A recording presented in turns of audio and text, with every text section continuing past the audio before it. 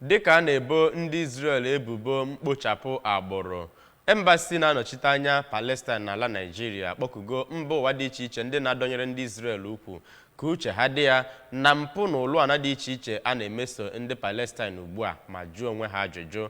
Anụta akara eze ABS na Abuja Princess Ekwuola ga-akọdalu akụkọ anyị.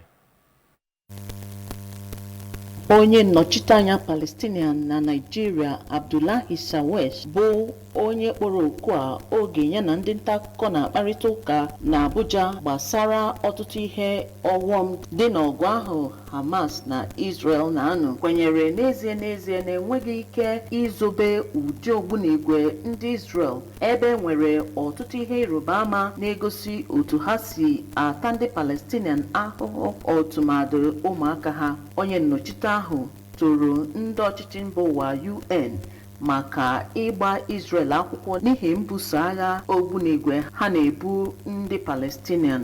Ọ kelekwara ndị South Africa bụ ha bugotere ya bụ ikpe dịka nke dị oke mkpa ka e wee kwụsị Israel ịga n'ihu ịta ndị Palestinian ahụhụ. Ọnọchite Shawesh kwuru na ọnụọgụ ihe ntụmadị na-agbagote kwa ụbọchị, nke mere na enwere ọtụtụ akụkọ sitere n'aka otu mba ụwa dị iche iche n'ụbọchị o mere mkpụrụ ụbọchị 103 kpọmkwem ndị Israel malitere ibuso ndị Palestinian agha. Site na Abuja, Princess Ekwuola, akụkọ ụwa ABS.